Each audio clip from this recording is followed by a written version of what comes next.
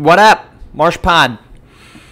We had a great night of action, July 11th. 10 teams in action. We're getting instant reactions for every single team, win or lose. Not necessarily the game at hand, but big picture. Let's get to it.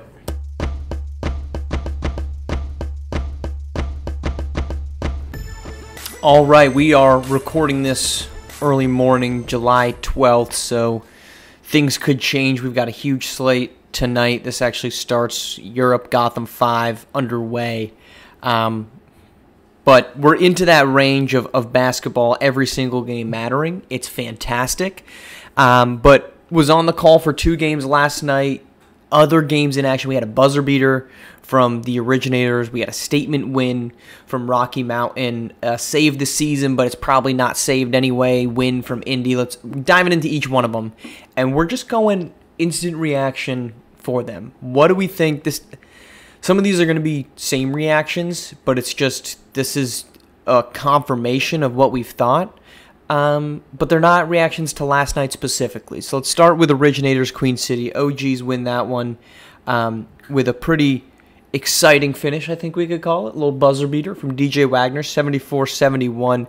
DJ Wagner's ice cold. Shocking. DJ Wagner is alive and well. But look, the reason they're the best is their depth and their coaching. Okay? They've got the best player. They've got arguably the best depth. There's another team we'll talk about that's in that conversation. But no other team combines elite talent with elite coaching. Every contender has one or the other. Every contender has either an elite player or elite coaching. Nobody has both. All due respect. Bronny James is elite. Respect to Coach Joyner. He's not on Coach Dodge's level. Bay Area, Coach Pope. Really freaking good. Nobody on that roster, I apologize, is on the level of DJ Wagner. Southeast Select, Trey Turner, he's there. Coaching, I don't know. This is the case for every single team except the Originators. They have the best combination of elite talent and coaching. It's unmatched. Other side of the coin, Queen City Kings.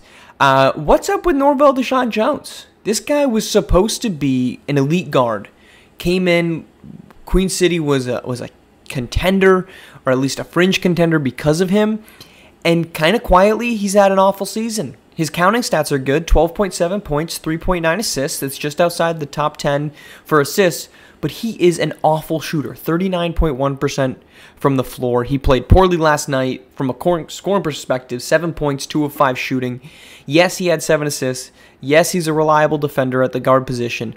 But he feels like a guy who can facilitate and not score. And at the NBA level, if you get to the NBA level, that's fine. You can be a facilitator, not a scorer. Rajon Rondo was not a scorer. Was never really a great shooter outside of the little bubble run that he had with the Lakers. From his time in Boston through every mercurial stop that he had, he was a great facilitator, a good defender. But that's at the NBA level. You can't be a terrible scorer and good facilitator at the high school level. That's what Norvell Deshaun Jones is. That should be concerning for anyone that's trying to project his rise. All right, Indy Stripes Latin America. Indy 70-55 win. Keeps, like I said earlier, the season alive, though it's mathematically they're still in it. I do not expect them to jump. I think you can rule them out. I have ruled them out, unfortunately for them. I just don't think they're catching Cascadia or Atlantis for the 8 seed.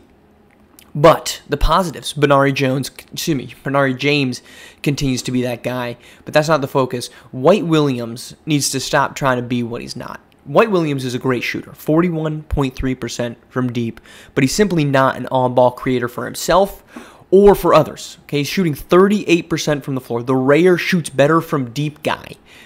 So to put that in perspective, how do we get to 38% from the floor but 41% from deep? You are that bad at shooting from deep. He is just using raw numbers, not looking up anything. He would be a 35% shooter from the floor, from non-threes. That's not good, folks. He was 1 for 5 from the floor last night. He went 2 for 4 from deep. He consistently can't get past guys on the dribble. He does not get into the paint like some of the other more talented on-ball wings are, and he can't finish through contact because he's not getting separation off the ball. His size is there. His athleticism is there. I think he projects as a really great 3-and-D wing if he is able to accept that that's what he's at. But until he adds those on-ball creations to his games, taking guys off the dribble only hurts Indy, and it doesn't help him. Other side, Latin America, they lose this one. Really awful game from Edgar Fernandez, 2 for 16. But said this before, we'll say it again. This is not a team that's vying. I think mathematically they're still in it, but like Indy, they've been out of this for a while. This is a team that's trying to build something for next year, and I think they have. Red Jantier, or however B-Ron wanted to pronounce it last night, and JMO, that's your foundation. 17 and 12 last night. They've looked good. Red was constantly getting into the paint. Late in that game, he really had a good fourth quarter. Game was basically decided by that point anyway, so it wasn't as if he was, keeping them in it, or, a lot of it was in garbage time. But those are the type of performances that you need to look for, and that if you're Latin America, you feel pretty confident about Red and JMO as building their future, and it appears Bilardi has guys that can do that. But can also someone just tell us how to pronounce his last name, because I'm going to need a fact on that. That's not a French name for a man from Tijuana. All right, Yacht Club, reigning Trays. Yacht Club wins this one 80-74. Let's start on the losing side for reigning Trays. Jafet Talents is awesome. Not breaking news. Not saying I'm slow to the game here. Everyone has been in agreement that Jafet is great. I have said he's bipolar in his scoring. I think that's true, but he was on last night. 30 points, 5 for 5 from deep. Wherever he goes to the next level, whether it's Bama, Zaga, UCLA, he's going to shine. I think, though, despite being a composite ranked number 6, he's being underlooked because reigning Trays just haven't been winning as much as the top teams. I think if they have a better season, he's more solidified as a top 5 guy. Because despite being bipolar in his scoring, it's like great nights of 30 or mediocre nights of 15. It's not a 30 or 2 type of guy. He has been fantastic. We'll do a pod right before the race to 1 and kind of outline why every team could get a win. I wouldn't be surprised at all if reigning Trays pulls an upset in the first round. Wouldn't be. Let's flip to the other side, Yacht Club. They are now, I think, a game up into 7. It's a dangerous spot if you're Southeast Select looking down, or Bay Area. You're at 1, you're looking down. But this is what they can do when they're fully rolling, and this is what, shortly after Adam Max was reinstated from a suspension, talked about. If this team is on, they have 3 guys that can be dangerous. 21 from Dominic Bianco, 18 from Jay Laster, 16 and 7 from Adam Max. They have an elite athletic scorer, they have an elite shooting wing, and they have a dynamic athletic big man inside. That's dangerous. They are absolutely a dark horse to be an upset candidate in the first round and potentially making a run because of those 3. But notice this. Last night, they played 3 bigs, 23 minutes each. Tyshawn Easom, Tamir Johnson, and Adam Max each played 23, and Yacht Club out-rebounded reigning Trays 32-24. It's a noteworthy wrinkle from Marcus Laster. Do they go back to it? Potentially, but they took advantage of size. We've seen some other coaches that have limited size go in the exact opposite direction, much to their detriment. Yacht Club leaned into their trio of big men. Now, it's not as if each one of them is 7 foot. They're just more classified as it. But it paid off on the boards, and it got this team going. It's worth watching. All right, second to last game of the night. Best Coast Ballers beats Lakeshore Drive 69-62. Let's start with Lakeshore Drive. D'Angelo Jordan is that guy. Okay, much like Latin America, you're building for the future. LSD's not getting into the playoffs. They're not getting into the race to 1, so don't worry about the win-loss. This team should be better than it is, but Jordan is the answer for next year. Brian Loveless has a guy that he can build around. I know there was the long pursuit by Loveless to try to bring Lorenzo Phenom to Lakeshore Drive. He doesn't need it. Obviously, Phenom's on his way to, Michigan, but you've got D'Angelo Jordan who can be dynamic. He could be a top 10 guy next year. I think he's worthy of it. I think his play style is worthy of it. He's already underrated at 58, so it looks like a huge jump from 58 to top 10. he should be higher already. He's a top 30 guy. He's been phenomenal. There's a lot of promise when you look at teams like Latin America and LSD. When you see guys like that going off, D'Angelo Jordan is a guy that you build around and you say, confidently, we have a number one. Best Coast Ballers, they have a number one, but this is the same old, same old. Big night scoring-wise from LDO, though he did struggle from the floor, 11 of 26. But where do they get their support? It's why I've marked them as a potential upset candidate in the first round, depending on who they play. If you'd consider it an upset, they're jostling right now with Showtime for the 4-5 seed, but they just don't have other options. They don't have other guys they can go to. Evangelos Mullins has 12, but it's inconsistent. Giziel had 13. It's like the first time in like a month that he's gone for double figures. You're not looking and finding someone to be like, wow, that's going to change our outlook. It's just not there after LDO. Ever since Mikey Williams departed that team, yeah, their record looks good. I just don't buy it, and they're barely getting past teams they should be winning by a lot more on. All right, last game of the night. Showtime falls to Rocky Mountain on the road. Huge win for Rocky Mountain, 78-72. Let's start Showtime. We've done the Bronny James stuff. I'll go hot take for you. I think just like Best Coast Ballers, although right now they'd be matched up against one another, I think Showtime's a prime candidate to get beat in the first round because they only have one dude. But it looked like for a brief 4-minute stretch they had a second dude on offense. That was Israel Vines, 10 points, 4 of 4 shooting, hits a pair of triples in that very short time frame. This is a team that was down 20-7 entering the second quarter.